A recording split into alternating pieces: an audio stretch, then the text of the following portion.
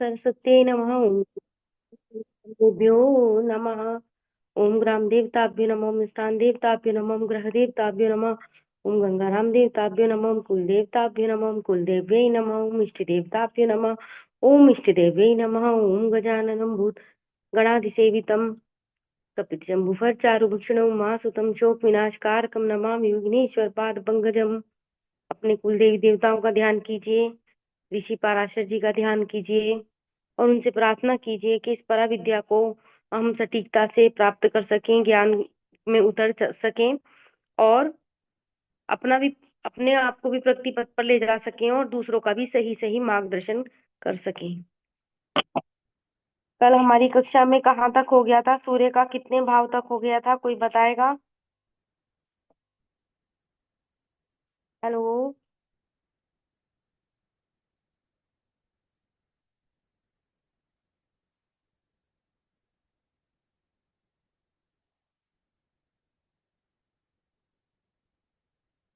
क्या आप सुन पा रहे हैं? मेरी आवाज आ रही है जी?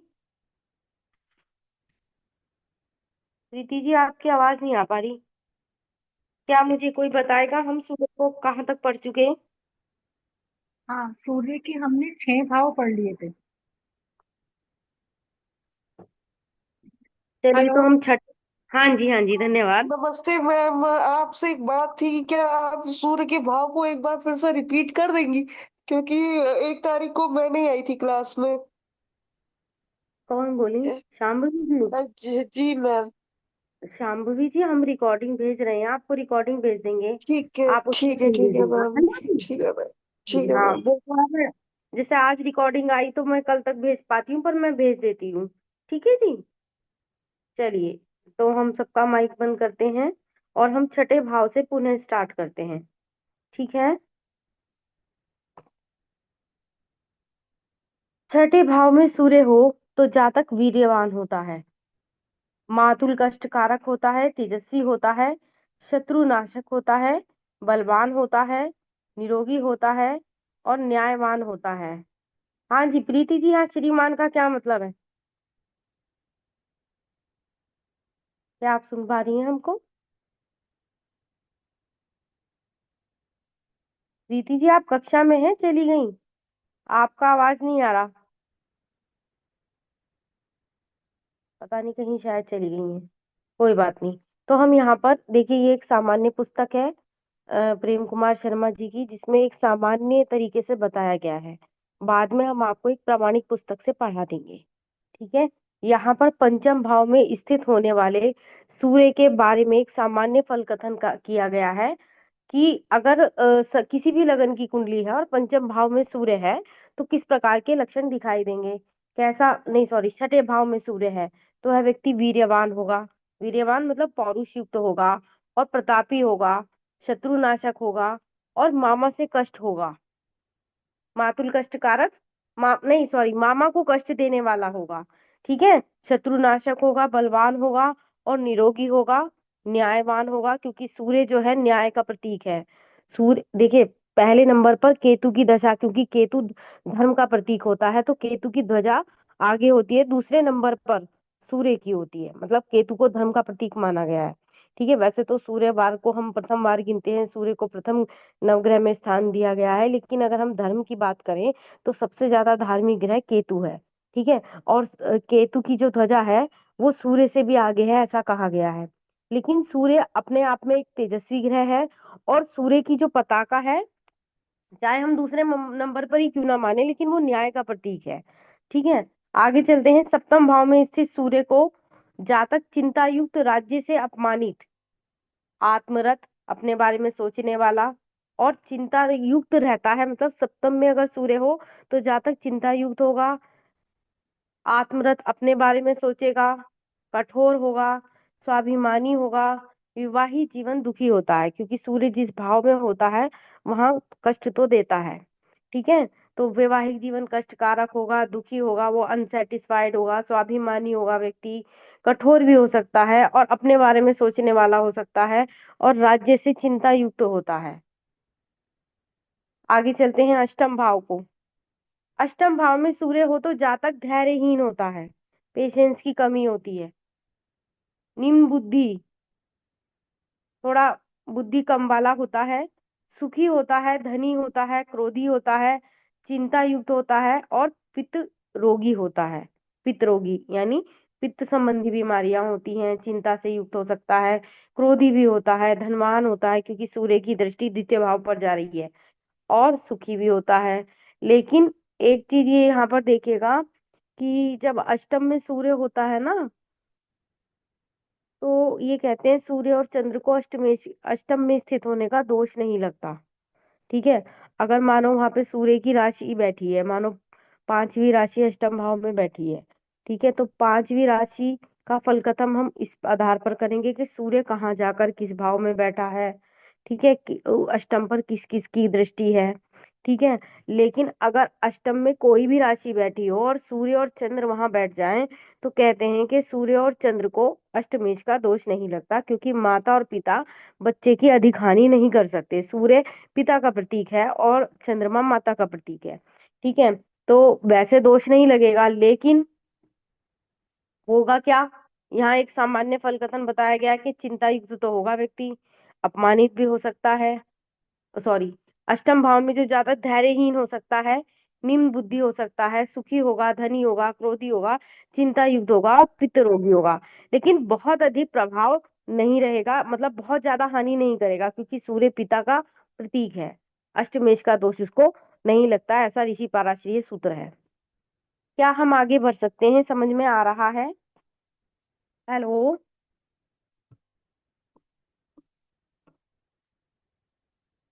जी मैम। जी। ये जे के झा जी पहले भी जुड़ चुके हैं क्या? हेलो जे के झा जी, क्या आपसे हमारा पूर्व परिचय हो चुका है? क्या आप सुन पा रहे हैं जे के जी? Yes ma'am. मैं पहले जुड़ा था, लेकिन ये दुर्गा पूजा वगैरह में थोड़ा बिजी, गांव वगैरह चला गया तो बिजी। अच्छा जी, बहुत बहुत स्वागत आप सभी का हमारी ज्योतिर्विज्ञान की कक्षा थैंक में। यू। जी, हम आगे बढ़ते हैं।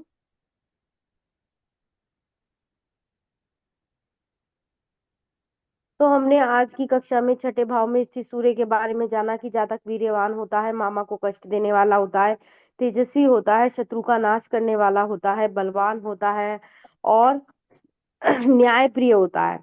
सप्तम में स्थित सूर्य जातक को चिंता युक्त बना देता है, कभी कभी वो अपमानित फील करता है, आत्मरत, अपने बारे में सोचने वाला, अंतर्मुखी हो जाता है, थोड़ा आध्यात्मिक प्रवृत्ति का हो जाता है, ठीक है। और आत्मा से जुड़ना, मतलब जैसे कठोर प्रवृत्ति का भी होता है, स्वाभिमानी होता है और विवाहित जीवन दुखी होता है, ठीक है। अष्टम भाव के बारे में देख लेते हैं। अष्टम में वो जातक तो धैर्यहीन होता है, निम्न बुद्धि वाला होता है, सुखी होता है, धनी होता है, क्रोधी, चिंता युक्त और पितरोगी होता है। और यहाँ पर एक पारशीय सूत्र भी लागू होता है कि अष्टम में बैठे हुए चंद्रमा या सूर्य पर अष्टमेश का दोष नहीं लगता, अर्थात वो जातक को बहुत अधिक हानि नहीं पहुंचाएंगे, क्योंकि वह उसके माता और पिता समान है। तो कोई भी माता और पिता अपने बच्चे को बहुत अधिक हानि नहीं पहुंचाता। आगे चलते हैं। ऐसी चंद्रमा भी जब पराक्रम भाव में होता है ना, तो बेशक वैमनस्य हो, माता से वैमनस्य हो, लड़ाई झगड़ा हो, लेकिन बहुत ज्यादा हानि नहीं होती, क्योंकि वो माता है, माता इतनी हानि नहीं करेगी अपने बच्चे की, ठीक है। नवम भाव में सूर्य हो तो जातक साहसी होता है, बहुत अच्छा है, क्योंकि नवम भाव किसका, हमारे एंसिस्टर्स का है, हमारा धर्म भाव है, हमारा भाग्य भाव है। और वहां अगर सूर्य हो तो व्यक्ति साहसी होगा, ज्योतिषी होगा, नेता होगा, सदाचारी होगा, तपस्वी होगा, वाहन सुख सुविधाओं से युक्त होगा, भृत्य सुख, नौकरों का सुख होगा, और पिता के लिए अशुभ होता है। यानी नवम भाव में स्थित सूर्य पिता के लिए बहुत अच्छा नहीं कहा गया।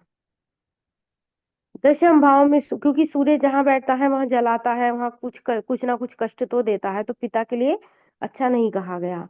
दशम भाव में सूर्य हो तो जातक प्रतापी होता है, व्यवसाय कुशल होता है, राज्य द्वारा सम्मानित होता है, लब्ध प्रतिष्ठित होता है, राज्य मंत्री होता है, उदार होता है, ऐश्वर्य संपन्न होता है, लोकमान्य होता है, मतलब संसार में उसको मान्यता मिलती है, सम्मान मिलता है।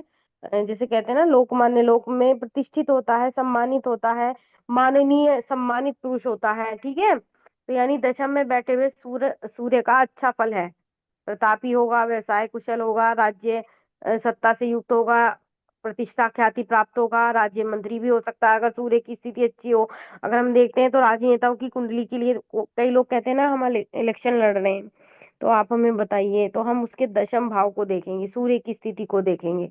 ठीक है, उदार होता है और ऐश्वर्य संपन्न होता है, और जो संसार में मान्य पुरुष के रूप में उसको पहचान मिलती है।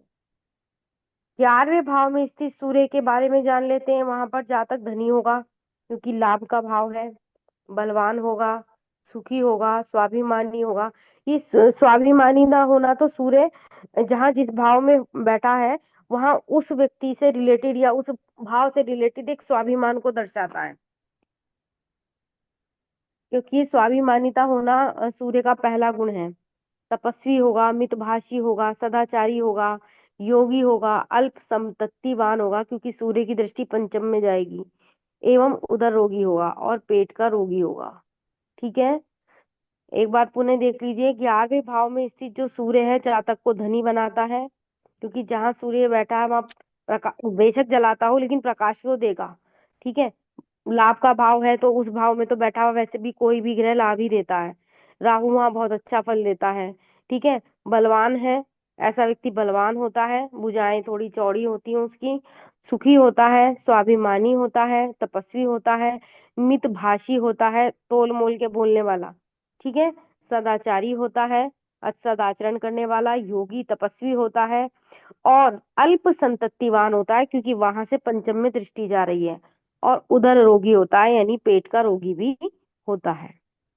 12वें, हाँ जी, कहिए, कोई कुछ बोले। ये आईफोन से कौन मैडम जुड़ी है? एक तो सभी अपना माइक बंद कीजिए पहले।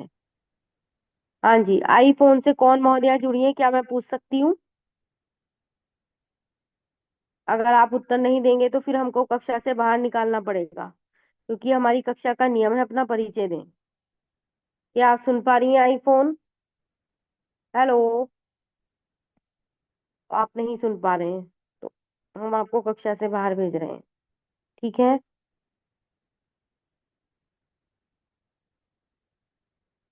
चलिए हम आगे बढ़ते हैं। 12वें भाव में स्थित सूर्य को जातक वाम नेत्र, वाम मतलब जो आपका लेफ्ट आई है उसको इफेक्ट करता है। वाम नेत्र से आपके उल्टे नेत्र संबंधी अगर उस पर कोई पाप प्रभाव है तो दोष मतलब कोई कष्ट हो सकता है, नेत्र दोष हो सकता है, या दूर दृष्टि निकट दृष्टि दोष हो सकता है। मस्तक रोगी होता है, सर में दर्द रहता है, अगर लगन में हो या इस साइड भी हो तो मस्तक में दर्द रहता है। आलसी बना देगा, मतलब या तो व्यक्ति काम नहीं करे, मतलब ऐसा हो जाएगा कि या तो काम नहीं करेगा या आलसी बना देगा। उदासीन होगा व्यक्ति, बहुत जल्दी से जो है ना वो एकदम नकारात्मक भाव में चला जा सकता है। अगर वो खासकर अगर सूर्य का मतलब जिसका लगन सूर्य का, मानो पंचम, क्या कहेंगे, सिंह लगन की कुंडली है, अब सूर्य व्यय भाव में जाकर बैठ गया, तो व्यय भाव में वो लगन की हानि करेगा। ऐसा व्यक्ति खुद अपने शत्रु बनाता फिरता है। देखिए, जो अष्टम के हमारे शत्रु होते हैं ना, वो होते हैं गुप्त शत्रु। गुप्त शत्रु से मतलब हम किसी से उसके बारे में बता नहीं सकते। ठीक है, बता नहीं सकते इससे, जैसे कि अब क्लास में ही देख लो, मेरी क्लास में ही देख लो, कुछ ऐसे लोग आते रहते हैं जो अपना परिचय नहीं देना चाहते, पर वो कक्षा में माहौल देखने आते हैं कि आखिर चल क्या रहा है। तो इस प्रकार के व्यक्तियों को हम अपना गुप्त गुप्त शत्रु कह सकते हैं। ठीक है, कि वो जेलस भी रख रहे हैं, कुछ ईर्ष्यालु व्यक्तित्व भी रख रहे हैं, कुछ माहौल देखने आ रहे हैं, पढ़ना उनको है नहीं, अब पढ़ना भी है तो परिचय देने में क्या हानि है। तो या और भी किसी तरीके से कोई ईर्ष्या रखता हो, मन ही मन हम जानते हैं कि वो हमारे से ईर्ष्या रखता है, पर हम किसी से कह नहीं सकते, क्योंकि किसी से कहने से कोई फायदा नहीं है। तो ये हो गया गुप्त शत्रुओं का भाव। एक हमारे प्रकट शत्रु होते हैं जो छठे भाव से दिखाई देते हैं, सबको पता रहता है कि भाई इसका उसका 36 का आंकड़ा है, तो वो छठे भाव से हम देख सकते हैं। एक होता है जब व्यक्ति अपने शत्रु स्वयं बना रहा है, तो वो हम द्वादश भाव में देखते हैं। ऐसा व्यक्ति क्या करेगा, खुद अपने शत्रु बना लेगा। मानो किसी का सिर फोड़ आया तो वो तो शत्रु बन ही गया। ठीक है। और अगर सिंह लगन की कुंडली है और व्यय भाव में जाकर के सूर्य बैठ गए हैं, तो समझ लीजिए वह व्यक्ति खुद शत्रु भी बनाएगा, खुद अपनी हानि भी करेगा, और अपने प्राप्त हुई सभी संपत्तियां, सभी चीजें वो अपनी ही गलतियों से गवा देगा, क्योंकि 12वां भाव आपके द्वारा ही की गई गलती को दर्शाता है। ठीक है। तो अब 12वें भाव में अगर सूर्य स्थित हो, ये तो खैर मैंने एक सिंह लगन के जातक की बात की, क्योंकि वह उसका व्यय भाव भी है और लगन ही जा करके व्यय में बैठ गया तो क्या स्थिति रहेगी। अब यहाँ वैसे सूर्य को देख लेते हैं। जातक के लेफ्ट आई है। ठीक है। मस्तक रोगी यानी सर में दर्द रहता है, या इस साइड जो वो कौन से पेन होते हैं वो आजकल वो चल रहे हैं, साइनस कह सकते हैं आप, या ये कहते हैं ना माइग्रेन। माइग्रेन, माइग्रेन टाइप का हाँ, सर में दर्द रहना। आलसी होता है ऐसा व्यक्ति।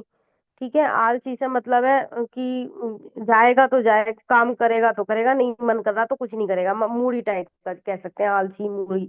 उदासीन होगा, उदासीन मतलब बहुत जल्दी वो डिप्रेशन कह सकते हैं एक प्रकार का, या उदासीन, चीजों के प्रति उदासीन होना, कि कोई चीज मन नहीं कर रहा तो नहीं कर रहा।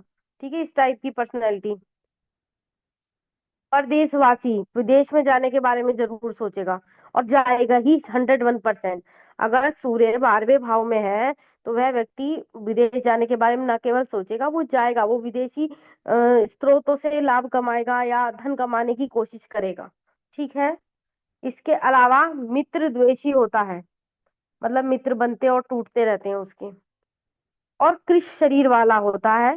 कृष शरीर मतलब इकहरे बदन वाला, इकहरे शरीर वाला होता है।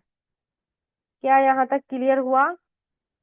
देखिए, जब हम इन सब चीजों को पढ़ लेते हैं और जितनी भी हमारे पास कुंडलियां आती हैं, अगर हम उन पर इन फार्मूलों को अपनाते हैं तो हमें ज्यादा सटीकता मिलती है। क्यों? क्योंकि हमारा अपना अनुभव भी तो कुछ कहता है ना, कि हमने इस भाव में वहां इस ग्रह को देखा और हमने ऐसा जाना, तो ये सत्यता पर की कसौटी पर खड़ा उतरा। प्रीति जी, कुछ कहना शेष रह गया हो तो कृपया मार्गदर्शन करें, क्योंकि मैं नहीं चाहती कोई पॉइंट छूटे। वैसे तो हम एक सामान्य पुस्तक से पढ़ा रहे हैं, भावी समय में एक, जब हम पाराशरी पर आएंगे तो हम बहुत बेहतर तरीके से और समझाएंगे। आपको कुछ इस संबंध में कहना हो तो आप कह सकती हैं। स्वागत है नहीं आपका। नहीं, मैं अभी इसकी आप सही पढ़ा रही हैं, बहुत अच्छा पढ़ा रही हैं। इस विषय में और कोई पॉइंट शेष नहीं है, इसमें सब कुछ बहुत अच्छा लिखा है। Thank you so much. तो हम पुनः स्क्रीन शेयर करते हैं और अब हम चलते हैं। एक्चुअली थोड़ा सा मैं डिस्टर्ब चल रही हूँ, मेरे ससुर की बहुत तबीयत खराब है, तो हालांकि मैं जितना बेहतर पढ़ाना चाहती थी उतना शायद नहीं बोल पा रही हूँ, क्योंकि मैं थोड़ा सा परेशान हूँ उनको लेकर के, बहुत खराब स्थिति है, लेकिन मैं कोशिश कर रही हूँ। तो कृपया कोऑपरेट करें, समझने की कोशिश करें। आगे चलते हैं, चंद्रमा के बारे में जानेंगे। लग्न में प्रथम भाव में चंद्रमा हो तो जातक बलवान होता है, यानी उसका मनोबल बड़ा स्ट्रांग होगा, सुखी होगा वो, स्थूल शरीर वाला होगा। ठीक है। और गान वाद्य यंत्र, वाद्य प्रिय, गाने में और संगीत इस तरह की, मतलब वाद्य प्रिय होगा बजाने में। ऐश्वर्यशाली होगा, व्यवसायी होगा, उदार हृदय वाला होगा, धनी होगा, विद्वान होता है, क्योंकि चंद्रमा बड़ा शुभ और सौम्य ग्रह है। उसका लगन में बैठना भी अपने आप में, ये समझ लो, केंद्र में अगर कहीं सूर्य चंद्र बैठ गए तो आप शुभता को लेकर जन्मे हैं, यानी आपको अपने माता पिता का लाइफ लॉन्ग सपोर्ट मिलने वाला है। और लगन, लगन यानी 1, 5, 9 या 1, 4, 7, 10 में बैठे हुए ग्रह, जो ग्रह होते हैं वो बलवान होते हैं। ठीक है। वो अपना फल देने की कोशिश करते हैं। हाँ, डिपेंड करता है डिग्री पर, भाई कोई बालावस्था का है तो कमजोर होगा, कोई मृतावस्था का है तो बल नहीं, वो 0 ही डिग्री का क्या कुछ फल ही नहीं देगा, वृद्धावस्था का है तो उसमें वैसे ही बल नहीं है।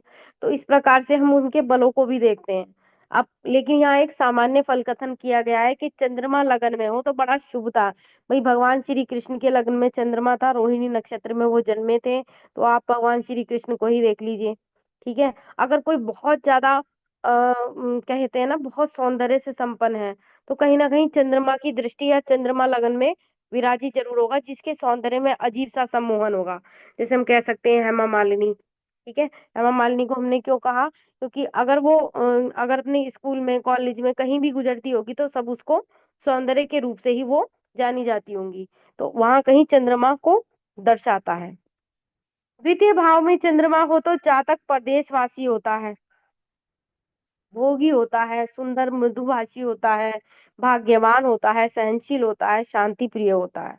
ठीक है, तो इस प्रकार से कितने शुभ गुण लिए हुए हैं चंद्रमा, आप देख सकते हैं। तृतीय भाव में चंद्रमा हो तो जातक आस्तिक होता है। आस्तिक मतलब ईश्वर में विश्वास रखने वाला, तपस्वी होगा, प्रसन्नचित होगा, कफ रोगी होगा, मृदुभाषी होगा, प्रेमी होगा, भाइयों और बहनों का रक्षक भी होगा। क्यों? क्योंकि चंद्रमा से हम क्या देखते हैं, वही चंद्र कुंडली से क्या देखते हैं कि आखिर व्यक्ति सोचता क्या रहता है 24 घंटे। या हम लगन पे भी दृष्टि डालें, चंद्रमा जहाँ बैठा है उससे हम अनुमान लगा लेते हैं कि व्यक्ति का दिमाग मतलब मन किस में पड़ा रहता है। मानो व्यक्ति का मन, वो चंद्रमा द्वितीय भाव में बैठा है तो व्यक्ति क्या है 24 घंटे धन के बारे में सोचता रहता होगा। ठीक है, अगर चंद्रमा दशम भाव में बैठा है तो व्यक्ति 24 घंटे मतलब मोस्ट ऑफ द टाइम उसके मन में क्या चलता रहता होगा कि भाई मैं कैसे वो कैसे कौन नौकरी के बारे में, व्यापार के बारे में सोचता रहता होगा, प्रोफेशन के बारे में सोचता रहता होगा, अपने करियर के बारे में सोचता रहता होगा। दशम भाव का चंद्रमा। त्रिक भाव में चंद्रमा बैठा हुआ बहुत अच्छा नहीं होता, क्योंकि त्रिक भाव में बैठा हुआ मतलब छठे भाव में अगर चंद्रमा किसी प्रकार पहुंच गया तो ऐसा व्यक्ति, मतलब मैं एक सामान्य बता रही हूँ जो हमने अपने गुरुजनों से सुना है, कि ऐसा व्यक्ति अपना ही शत्रु स्वयं होता है। वो खुद अपने शत्रु बनाता रहता है और उसकी सामाजिक छवि बड़ी खराब होती है। और तीसरी बात क्या है कि माता या तो अस्वस्थ रहेगी या माता होगी नहीं, मतलब बहुत जल्दी कमाई में चली जाएगी। तो ये छठे घर में बैठे हुए चंद्रमा की बात मैंने यहाँ पर बता दी। मतलब मैंने जो नोटिस किया है वहां, या नीच का चंद्रमा है, वृश्चिक राशि का चंद्रमा है, ज्येष्ठा नक्षत्र का चंद्रमा है, तो ये बहुत बुरे फल देते हैं। आगे चलते हैं। तो हमने जाना लगन में चंद्रमा का बहुत उत्तम फल है, जातक बलवान होगा, सुखी होगा, स्थूल होगा, वाद्य प्रिय होगा, भगवान श्री कृष्ण मुरली बजाते थे, ऐश्वर्यशाली थे। ठीक है, व्यवसायी होता है, उदार होता है, धनी होता है और विद्वान होता है। ठीक है, द्वितीय भाव में स्थित चंद्रमा को जातक परदेश भोगी बनाता है। ठीक है, परदेशवासी और भोगी भी बनाता है। भोगी प्रवृत्ति का होता है, चीजों का उपभोग करना चाहता है, सुंदर होता है, मृदुभाषी होता है। ठीक है, भाग्यवान होता है, सहनशील, क्योंकि पता है चंद्रमा क्या है, माँ, माँ से सपोर्ट मिल रही है।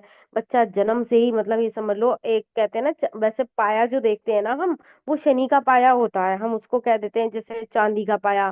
तो चांदी का पाया से मतलब उसने, या द्वितीय भाव में चंद्रमा है तो समझ लीजिए बच्चा विरासत में माता की ओर से बहुत संपत्तिवान हुआ है, मतलब उसे माता की ओर से बहुत धन का सहयोग मिल रहा है। ठीक है, जन्मजात ही वो बहुत धनी है। द्वितीय भाव में बैठा हुआ चंद्रमा ये दर्शाता है।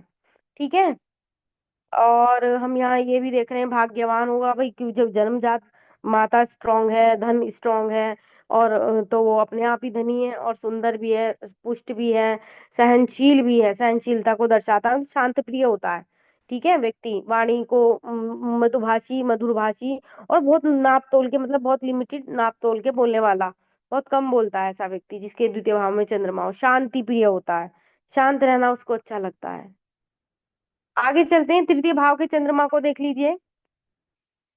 तो तृतीय भाव में चंद्रमा बैठा होना वैसे तो अगर हम मोक्ष के लिए देखें तो बहुत अच्छा होता है, क्योंकि तृतीय भाव का बैठा हुआ चंद्रमा व्यक्ति को विकार शून्य, भाव शून्य, लेकिन और स्थितियां भी देखनी पड़ेगी कि उसकी, उसके कर्म की क्या स्थिति है, उस पे जो मोक्ष भाव है द्वादश भाव में केतु स्थित है, क्या उस पे बृहस्पति की दृष्टि जा रही है कि नहीं।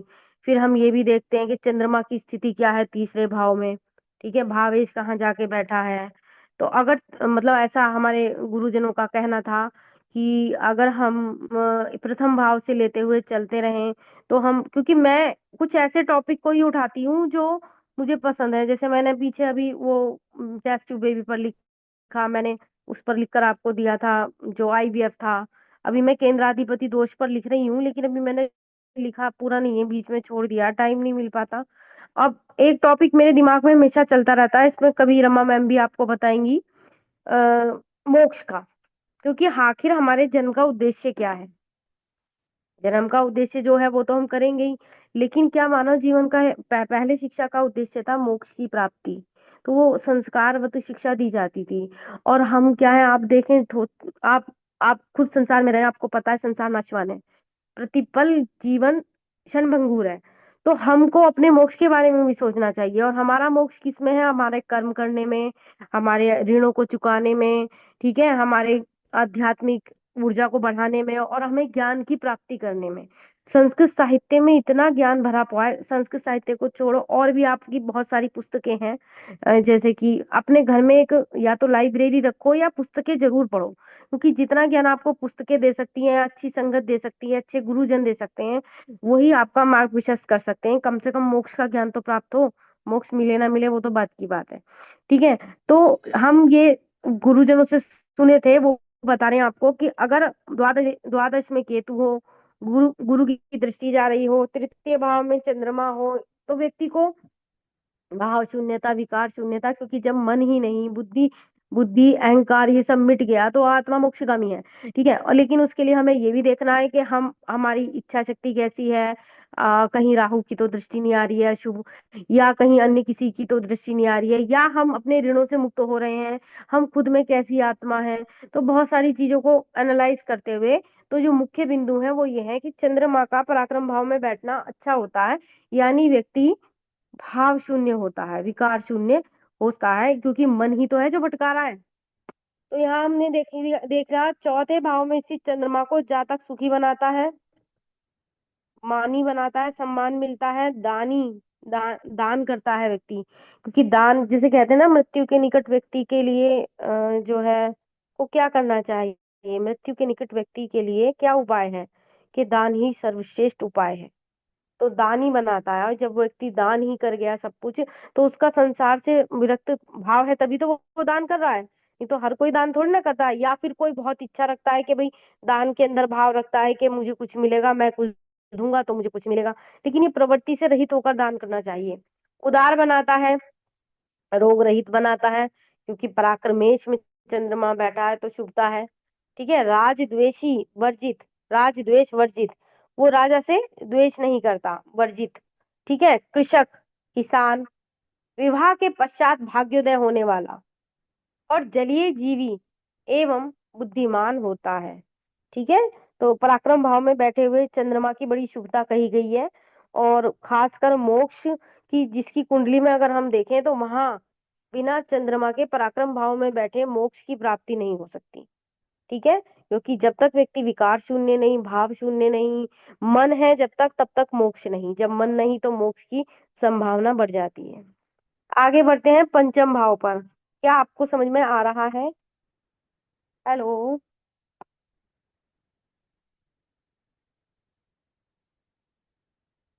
ये जेके झा जी फिर आ गए क्या? आपसे आपसे पर हाँ, आपसे तो परिचय हो गया था शायद, वो थी, वो कोई और थी। चलिए, एक मिनट कीजिएगा, कैमरा ऑन कर लीजिए, हम जरा अटेंडेंस मार्क कर लें। क्या आप सुन पा रहे हैं हमको? हेलो जी, प्रीति जी अटेंडेंस मार्क करेंगी? जी मैं ले लेती हूँ।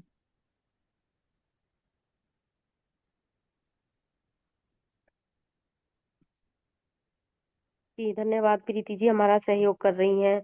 नीलिमा जी भी हमारा सहयोग कर रही हैं, करते रहते हैं लोग मेरा सहयोग, मुझे बड़ा अच्छा लगता है। रमा जी मेरा सहयोग करती रहती हैं।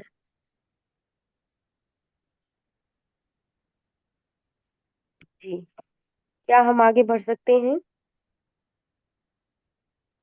जी जी,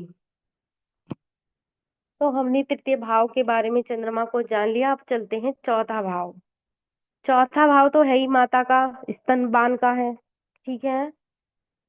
तो चंद्रमा हो तो जातक अत्यंत सुखी होगा भाई, मान ही होगा, सम्मान ही होगा, दान ही होगा, सॉरी, हाँ, उदार होगा, रोग रहित होगा, ठीक है। राजद्वेष वर्षित, कृषक, विवाह के पश्चात भाग्यवती और जलजीवी बुद्धिमान होता है।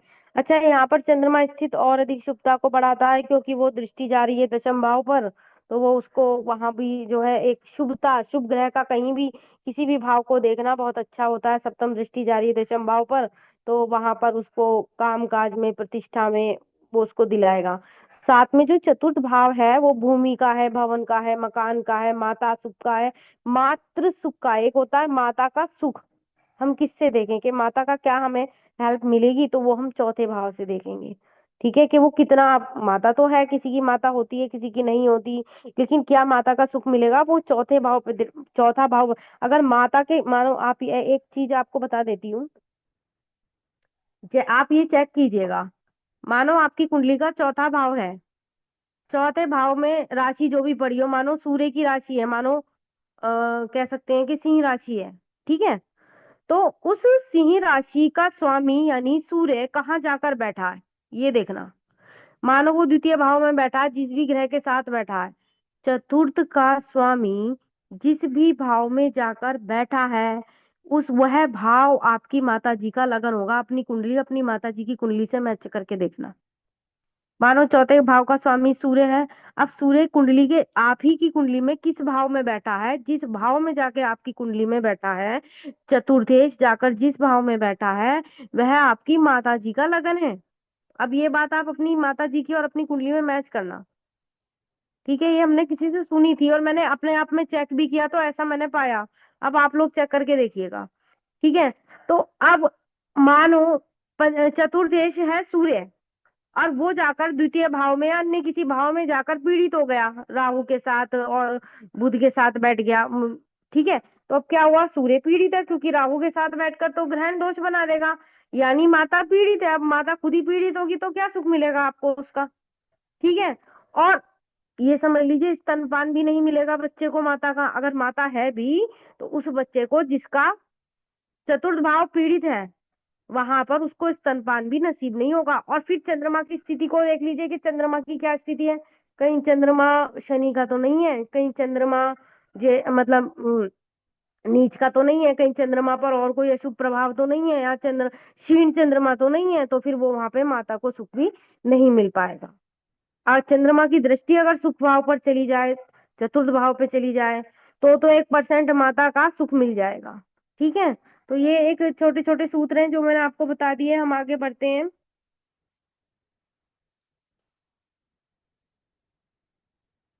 ये आप देखिएगा जरूर जो मैंने बताया। पंचम भाव में चंद्रमा की स्थिति को देख लेते हैं। जातक कैसा होगा, सदाचारी होगा, कन्या संततिवान होगा, क्योंकि चंद्रमा क्या है, स्त्री ग्रह है।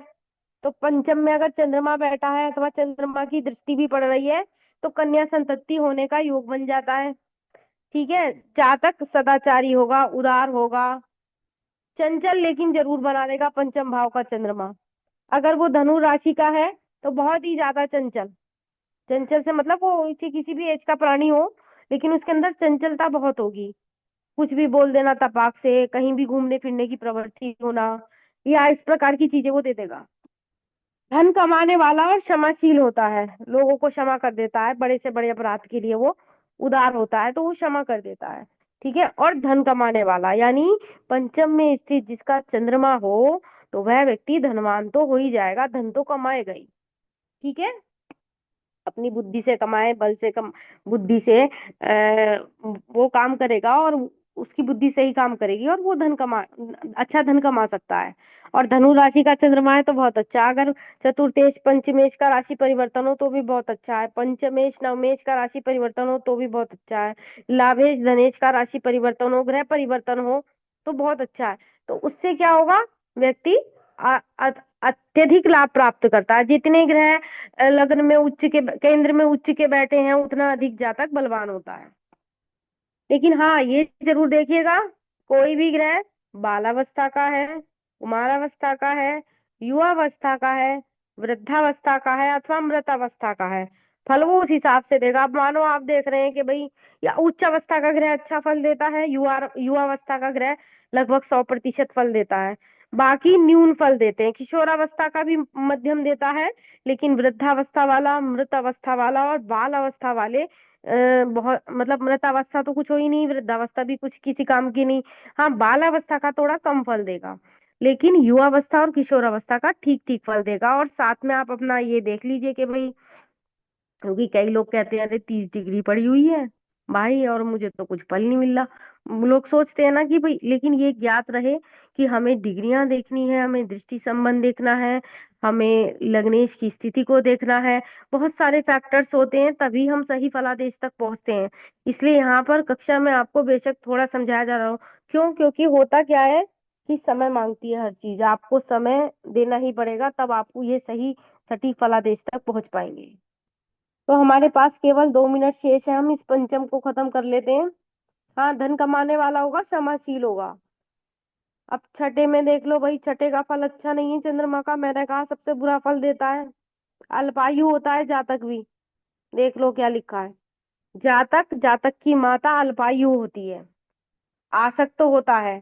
आसक्त मतलब उसे सांसारिक चीज, मतलब आसक्त से मतलब है किसी एक चीज से लगाव हो गया तो हो गया।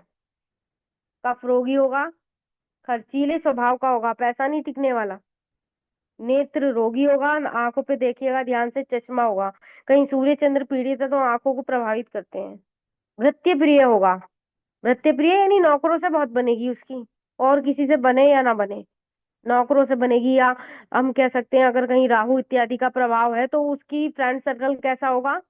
अनुसूचित जाति, जनजाति, या इस तरह के जो उसके कैटेगरी के लोग नहीं है उनसे होगा उसका, मतलब जो वो, मतलब यहाँ पर मैं ये नहीं कह रही सभी मानव जातियां हैं, फोर्थ क्लास पर्सन भी जो है मानव होता है, लेकिन मैं बता रही हूँ वो अपने स्तर के व्यक्ति से फ्रेंडशिप नहीं करेगा, अपने से और निम्न से निम्न व्यक्ति से फ्रेंडशिप, फ्रेंड सर्कल उसका होगा जिसका त्रिक भाव में चंद्रमा है, या सूर्य कहीं ग्रहण दोष बना रहा है, लगन पर प्रभाव जा रहा है तो। ठीक है।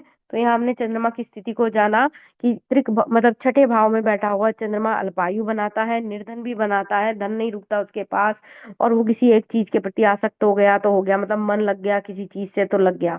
वो अपने मन के पीछे चलने वाला प्राणी होता है, वो किसी की सुनता नहीं है। और माता तो उसकी या तो कमायु की होगी या फिर बीमार रहेगी। ठीक है। कफ रोगी होगा। कफ रोगी से मतलब उसे इस तरह के उसके लंग्स, और वो हम कह सकते हैं कि फेफड़े संबंधी रोग हो सकते हैं। खर्चीले स्वभाव का होगा, पैसा नहीं टिकने वाला। और नेत्र रोगी होगा, ने आंखों पे ध्यान से देखना, जिसका प्रथम और द्वितीय भाव पीड़ित हो, या सूर्य पीड़ित हो, या चंद्र का भी आप यहाँ देख रहे हैं छठे भाव में हो, तो आंख पे जरूर चश्मा होगा। ठीक है। और भृत्य प्रिय होगा, अर्थात नौकरों को प्रेम करने वाला होगा। नौकरों का, नौकर भी उसको पसंद करते होंगे, क्योंकि वो इस तरह के जो अपने से निम्न श्रेणी के प्राणी हैं, या उसकी उसकी उसकी कास्ट से नीचे के प्राणी हैं, उनसे उसकी बहुत बढ़िया